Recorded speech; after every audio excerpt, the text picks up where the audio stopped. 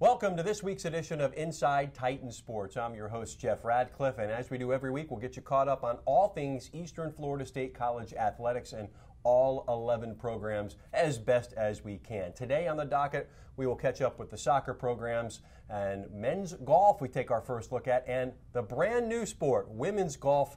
We will kick things off right there, right now, with Anne Gannon, the newly hired, technically, head coach of the women's golf program, going to begin fall of 2016. But look, you are already on staff, so this is kind of a nice, easy transition as a teacher right now. Yes, it's very exciting because I already know the school, I already know the faculty and the athletic department, so it's very exciting to help them build the program from start. What was one of the things that really kind of attracted you to going back into coaching at this juncture? Well, when I started at Eastern Florida, right away I knew that I wanted to be involved again with the athletics program. I had a few athletes in my class, and it was fun to be on the academic side, but I also wanted to be more involved in the school. So when I was talking with Coach Carr last year, and he mentioned the opportunity of starting the women's program, I was immediately thrilled to even be considered for the position, and then when I received the position, I'm very excited. You're an accounting instructor now, but people may not know you were on the Futures Tour, you were a collegiate golfer at Rutgers and FAU, and that's a big advantage when you're trying to recruit some college athletes, isn't it, to have that experience to draw upon? Well, I think it's exciting that I know Florida golf. I grew up playing in Florida. I played all of my amateur golf in Florida.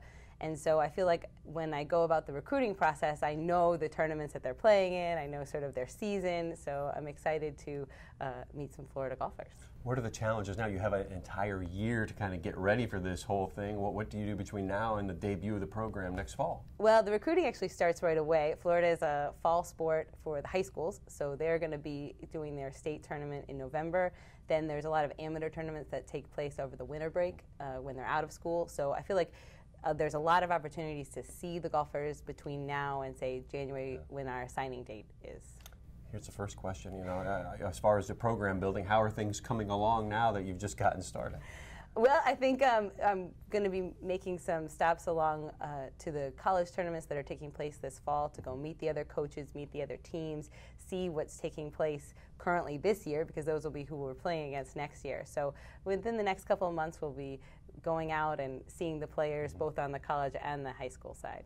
You were playing at the bigger schools, the four-year type schools. Is there a challenge being at the junior college level, knowing you get these girls for just 2 seasons? I think both sides. I think academically you have an advantage in once you can sell them on the school, because one great thing that we offer that most people don't realize is our class size. So I think if you can approach these golfers and sell them on the opportunity that exists in Melbourne, in Brevard County, both on the golf side. We also have a practice facility, which is very rare for college athletics to have our own practice facility. So to be able to sell them on what we offer, it may take a little longer because name recognition isn't there with the bigger schools, but we have a lot to offer. The men's program features some players from right around the area. Is that where the epicenter of the recruiting search right now to start? Yes, I think there's a great number of players in Brevard County and regionally within Florida, but I think it all depends on the players that are interested in us. But yes, the goal is to get some Florida players because they will really take advantage of what we have to offer. As far as the type of player, and when it comes to playing golf, we know how it's a very individual sport. Is there something you look for as far as a trait of a golfer when they need to play in the team environment as well? I think the biggest thing that you look for from a golfer is work ethic. When you're playing in high school, it's all about how motivated you are to get better. You might not be posting the scores that you want to post right now, but if you're working hard, your scores will improve. And I think that's the biggest intangible factor that you look at when recruiting golfers is work ethic. Now, will you continue to teach as well at the same time? Yes, I'm excited to have the opportunity to do both. But I think it also brings a side of coaching that I'm fully aware of what's going on in the classroom.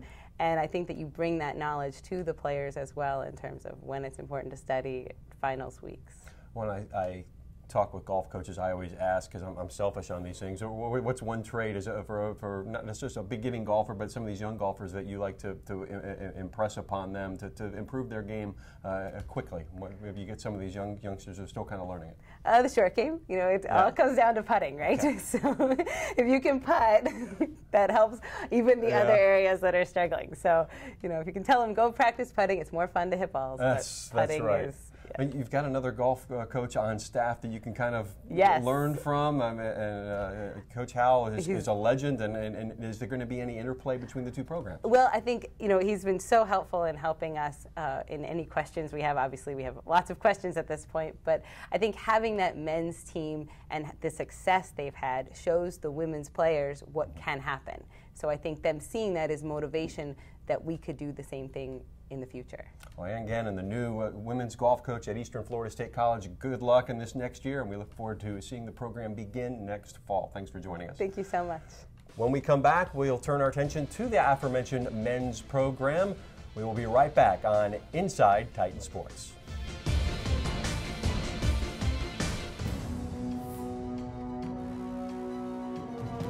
This is where we're building the future. This is where we meet the challenge, where leaders emerge and careers take flight. This is where you discover new opportunities. Choose to stand where excellence lives, where Titans rise. Eastern Florida State College. Welcome back to Inside Titan Sports. I'm Jeff Radcliffe, and we now talk for the first time this season about the men's golf program. Finished last season in the spring #2 in the nation, but they have ascended in the preseason to #1 overall. The legend, Jamie Howell, joining us for the first time, and one of your top golfers, if not the top, Carrie Sweeney. Welcome to the show, guys. Thank you. Talk about where you're at in the season right now, just kind of getting underway. I know there's a difference between the fall and the spring seasons, but we'll get into that in just a bit. But how are things going right now? So far, so good. We just got back from Alabama last week, played our first event up there. Wallace State hosts the season opener every year. Finished third. We did okay. Got off to a bad start, recovered really well in rounds 2 and 3, and it was a good opener for the guys to see what's in front of us for the coming year. Carrie, you were the top freshman, won the Jack Nicklaus Award for the top junior college golfer, and then that wasn't good enough. You had to be the best golfer in the junior college ranks last year, winning the Jack Nicklaus Award. How do you top that, and does that bring any pressure? Well, I can't top it, obviously. Winning the Player of the Year is a big deal, and you know, a lot of colleges can say that's a really big deal to them, especially when I'm a transfer. You know, that's a huge thing to look at, and it's a really good thing to put on my resume. I don't really have any expectations. I'm not going to put pressure on myself. The only thing I can work on is improving myself and making the team better and making sure that the guys have the will to drive. So my job still is the same, and that's to win a national championship. So nothing's changed from the first day I came in as a freshman. So I'm just here to win. Jamie, we talked a little bit off camera just about the nature of college golf being a team game. When you have such a good individual player, how does that lead to team success, do you think? You have to set your goals early. You know, here's what we're after every year when we show up, and we begin the season with a plan, and everybody needs to be on the same page with a plan. They're not all going to play the same, they're not going to all have the same experiences, but if we prepare in a similar fashion, everybody gets on board pretty quickly. You came from right down the street at Holy Trinity, won a state championship there in 2013 as an individual golfer. Why come to the Eastern Florida State College program? Is it simply it's a quick drive, or what attracted you to come here? Originally, I was kind of a late bloomer into golf. I really didn't blossom until my senior year. And Coach Howell's always been there since I was about a junior in high school, and he was always there. And he said, look, you know, this is a good place for you. And hard to believe, I actually didn't believe it at first. And when I did, I said, you know, this is the place for me. And a lot of colleges underestimated me at first. So when Coach Howell said, look, I can run a program where I can get you better and potentially win a national championship, that was my call. And I think it was one of the greatest decisions I could have made in my early young career as a golfer. And you're playing for the National Coach of the Year, a guy who's coached 16 All-Americans. You'll be the next in line, I'm sure of it. Talk about this guy and what he brings to you guys. Carrie's a gamer. You never have to worry about Carrie showing up when it counts. And that's one of those qualities. I don't know that you teach that. You know, you find it, you discover it, and then you hope like heck to land them. You know, when Carrie said yes a year and a half ago, that was a terrific day for Eastern Florida State College to bring him on board. He leads by example. I don't have to worry about, you know, what Carrie's doing. All you have to do is kind of look over there and say, all right, gentlemen, if you want to figure out how to conduct yourself and how to do this, just take a look. And at the same time, you know, not put so much on him that he feels the need to, you know, to carry that burden. That's not his job. That's mine. But terrific guy to have in camp. When he's gone, we'll miss him and talk about him for a long time. Carrie, you obviously have aspirations to play at a big four-year school. You've got the game to be able to do that. But what have you learned from going from high school to playing your first year in a college program? What ways, skill-wise and maybe as a person, have you improved? Overall, I think it's the will to get better. You have to you have to go step by step, and you really can't rush the process. It requires a lot of patience on the golf course and off the golf course, and being a student athlete, you have to really be down to focus. I think having really a good state of mind coming in and out of where I want to be and where the team needs to be, and basically everything in life really sets me apart from a lot of what I've learned. And I think Coach Howell's really changed a lot, and I think Eastern Florida's changed a lot of that too. Coming out of high school, I was a little different, as in I really didn't think I needed to learn much, but coming out of it and experiencing what I needed to know as a golfer and as an individual, I've really become a very more organized man. And I think I'm going down the right path, and I couldn't be more thankful of Coach Howell in Eastern Florida for that. What a thoughtful answer. Boy, do you have more guys like him? Talk about some of the other guys on the roster this year. Just let him do all the talking, man. I got to fit through the door when I leave this room.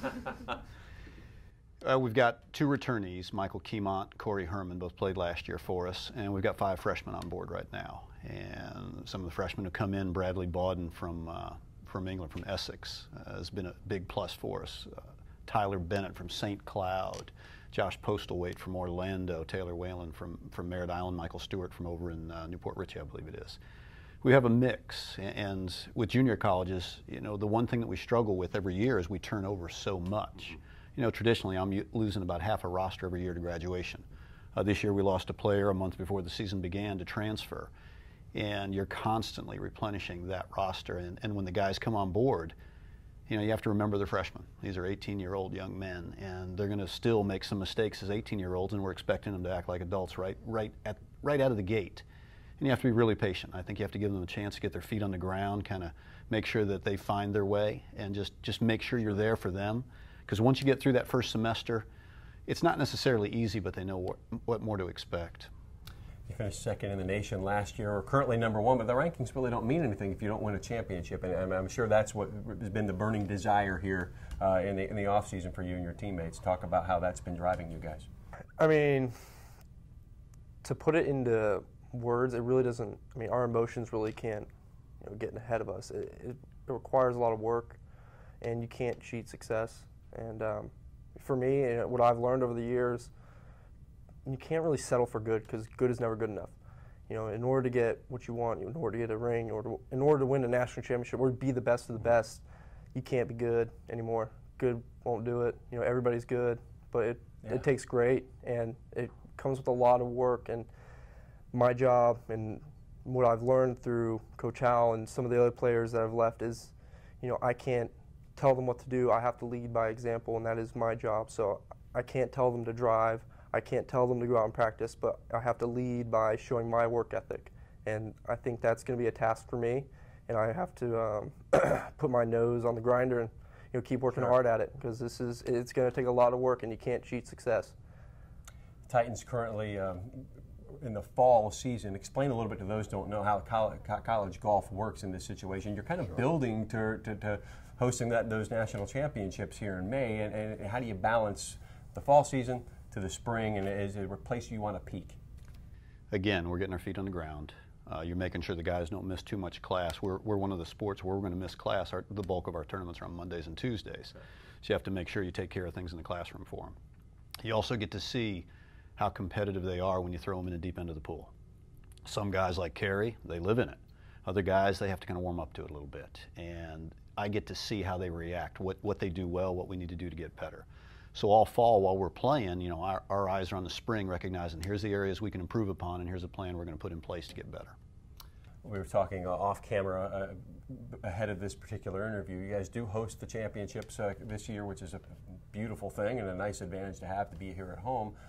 But if you win, we hear there's a little wager on it. If we win this whole thing, something big can happen. Can you explain, Carey, what the idea is? I think it's been for 13 years you've been here? 14? Yeah, this is my 14th years. Yeah. 14 years it's been a thing where if we win a national championship, he has to shave the mustache. So not only do we bring back a nice trophy and get a ring on our finger, but when you see Coach Howe have a nice, I have a huge white mark above my upper lip. That's what you'll see. a nice tan line. So.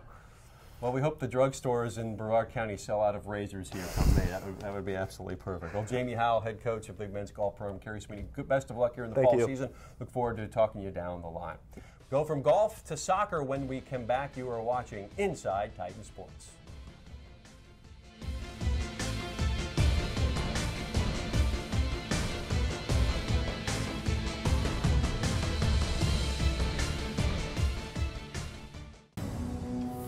Eastern Florida State College. This is where you discover new opportunities, where you pursue your dreams, and careers take flight.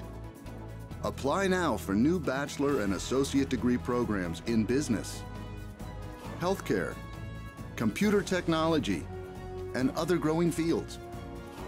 Eastern Florida, where Titans rise. Apply today.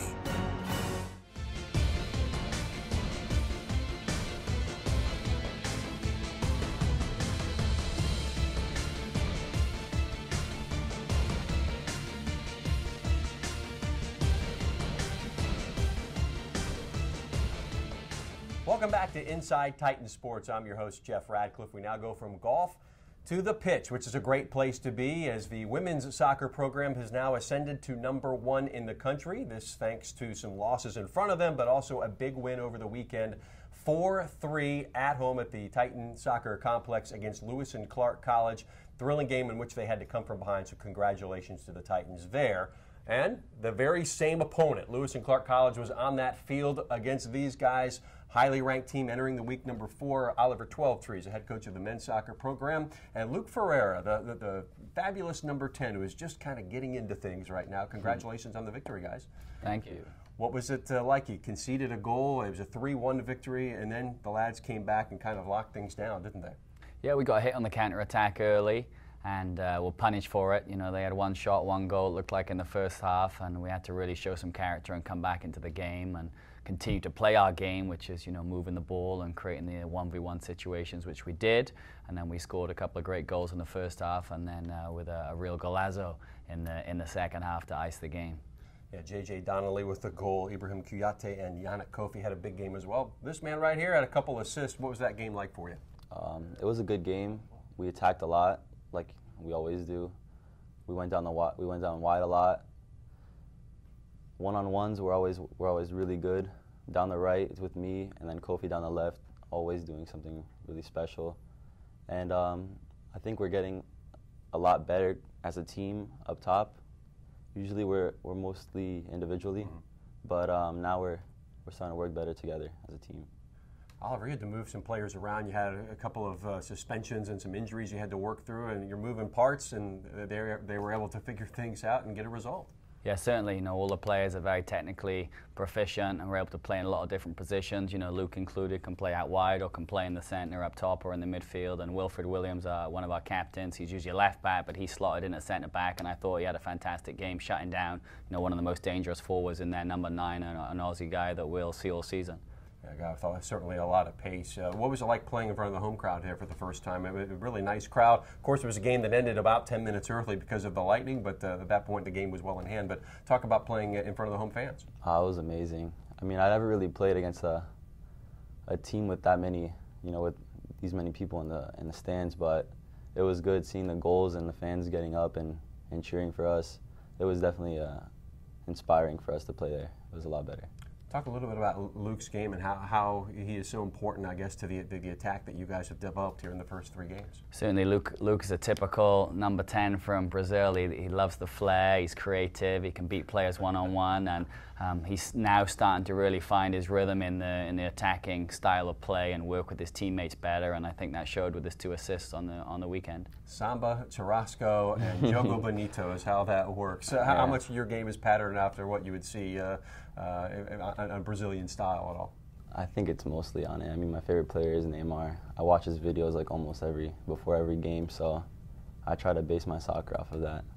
Gotcha. What do you have going forward? Are you happy right now where you're at? I mean, obviously the rankings continue to take care of themselves. You're undefeated. Would you say there was an improvement from that opening weekend to what you had this past weekend? It's a process. I think we've certainly got improvements to make on the defensive side of the ball. It would be nice to get a shutout and a clean sheet. We're still looking for the first clean sheet of the year, so defensively, and not just the back four, but defending from the front needs to be better. But we know with the explosive talents we have going forward, we're capable of outscoring the opposition every game we play. But if we can continue to work as a team defensively and get our shape right, I think great things are going to happen.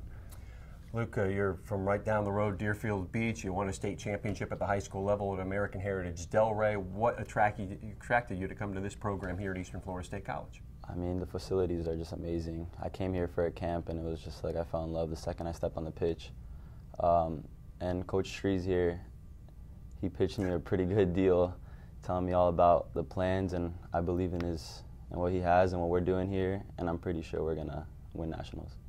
The next step is Jefferson College, another televised game that you can catch on the web as well, and WEFS-TV. Talk about this team that's coming in from the mid portion of the country. You got another one in Jefferson College here this weekend. Yeah, very talented team. They actually got a large contingent of Florida players on their squad as well, and a lot of guys returning from last year. They came and played us a very close game last year that we beat them, I believe, in overtime. So they're going to bring an experience which some of our players don't have, as we have a very young team, and they're going to test us with their athleticism, and they're strong on both sides. They're strong defensively and going forward. So it's going to be a big test, but in front of the lights on a Friday night, I think the boys are going to produce. Yeah, 6 p.m. start. What's it like playing with some of the talented guys like Kofi around you and Donnelly? I mean, does that make your job easier, or do you have that little thing working? I know you're only 3 games in, but a lot of times when you're a soccer player or attacking player, you kind of have to develop that chemistry. How is that coming along?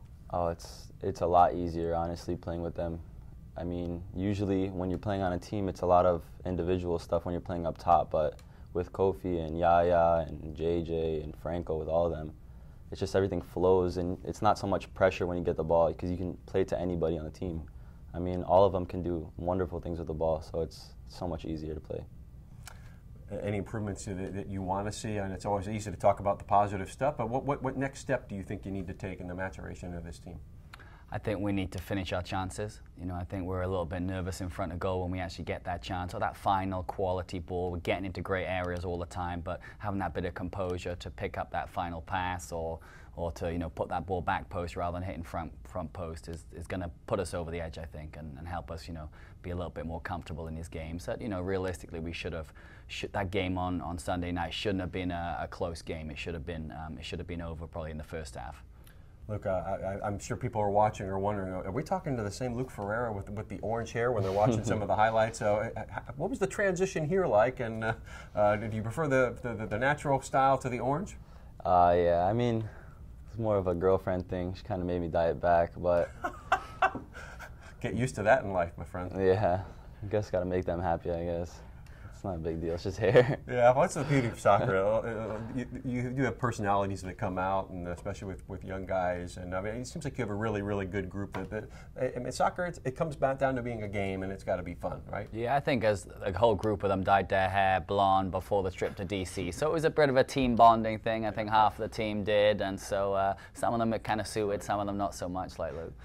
Men's soccer program now 2-0-1. Thank you, Coach Oliver Twelvetrees, and Luke Ferreira. Thanks for joining us, and continued success. And again, they play Jefferson College, 6 o'clock, WEFS-TV. So look to improve on that national ranking and that record.